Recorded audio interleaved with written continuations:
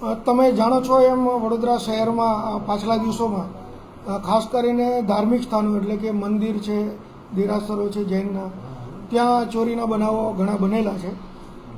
એમાં એક ગેંગ સક્રિય હતી, અહીં એમને માહિતી મળેલી અને ક્રાઇમ બ્રાન્ચની ટીમ ઘણા સમયથી એના પર વર્કઆઉટ કરી રહી હતી. એની એમને ગઈકાલે એક સફળતા મળી છે. 3 આરોપીઓ આ કામે અમે પકડ્યા છે.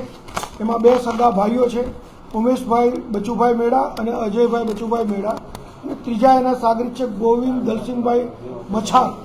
આ ત્રણેય દાહોદ જિલ્લાના છે અને તેમની ગઈકાલે અમે ધરપકડ કરી અને પૂછપરછ કરતા ટોટલ 11 ગુના તેઓએ કબૂલેલા છે.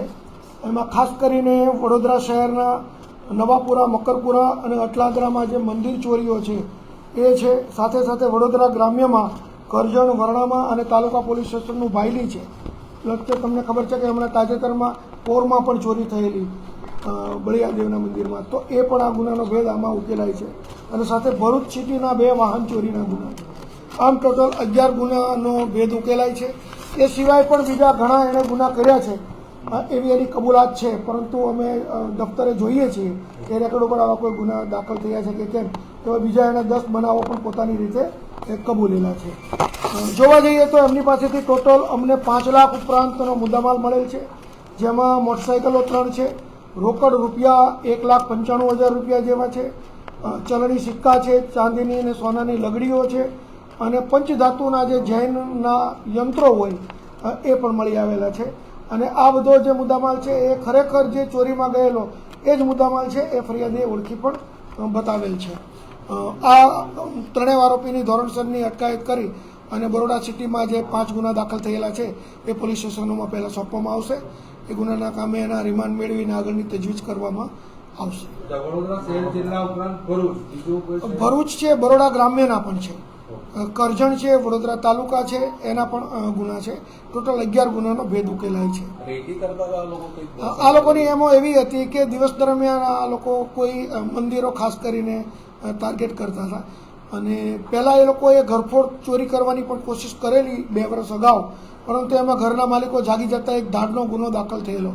એટલે આ લોકો પછી ખાસ કરીને જે મંદિરોમાં રાત્રે કોઈ માણસો ન હોય એ મંદિરને ખાલી કોઈ એટેન્ડન્ટ ન હોય, ચોકીદાર ન હોય, એને ટાર્ગેટ કરતા હતા. અને ખાસ કરીને મંદિરો પણ એવા કે જે હાઈવે ઉપર હોય, સોસાયટીમાં ન હોય, તો એ પ્રકારના મંદિરોને ટાર્ગેટ કરતા હતા. દિવસ દરમિયાન તેઓ રેકી કરતા હતા. મંદિરમાં જઈને જે દાનપેટી હોય, કારણ કે દાનપેટી લઈ જવાથી એને ઇઝીલી રોકડ રકમ મળી જાય. મુદ્દામાલ મળે તો એને વેચવાની એક પ્રોસિજર એને કરવી પડે પૈસા મેળવવા. તો ખાસ કરીને દાનપેટીને જે ટાર્ગેટ કરતા હતા એની એમો એવી હતી કે દાનપેટીમાં એ ચલણી સિક્કા નાખી અને વેરીફાઈ કરતા હતા કે આની અંદર જે દાનપેટી છે એ ભરેલી છે કે ખાલી છે. ભરેલી છે તો કેટલી ભરેલી, એનું એ અનુમાન કરી લેતા હતા દિવસ દરમિયાન, અને રાત્રે પછી એ જ મંદિરને ટાર્ગેટ કરતા. ત્રણેય દાહોદના છે. જોઈએ, હજી તપાસ ચાલુ છે. રિમાન્ડ દરમિયાન કદાચ અન્ય કોઈ આરોપીઓની સંડોવણી જણાશે તો એની પણ ધરપકડ કરવામાં આવશે.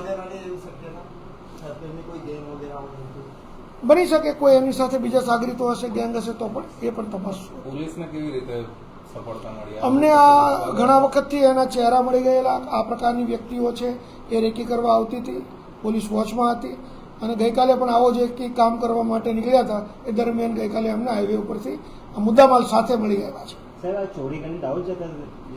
એમના ઘરે જતા રહેતા હતા. ખાસ કરીને ભરૂચમાં એમના જે જૂના કેસો ચાલતા હતા, તો એ જ્યારે કોર્ટ કેસો હોય ને મુદતે આવતા હતા, તો મુદત ભરીને જ્યારે પાછા દાહોદ જતા હોય તો આવી રીતે ગુનાને વારદાતને અંજામ આપતા.